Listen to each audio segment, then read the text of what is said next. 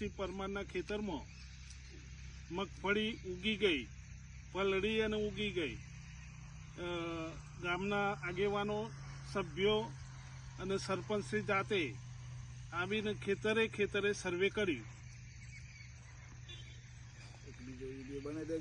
ગ્રામ પંચાયતના સરપંચ કિરીટકુમાર બુધાભાઈ ઠાકોર આજ રોજ અમોએ હીરાપુર ગામના ખેડૂતોની માગણીના સંદર્ભમાં ખેતરે ખેતરે તપાસ કરતો આ ખેતરમાં નાનજીભાઈ મોહનભાઈ પરમારનું આ ખેતર છે. આ ખેતરમાં સંપૂર્ણપણે કપાસનું પાક નિષ્ફળ ગયો છે, સંપૂર્ણ પોદળો ખડી ગયો છે, તેમજ તમામ ઝીંડવા બીંડવા કોઈ પણ વસ્તુ સ્થળ પર છોડ ઉપર હયાત નથી.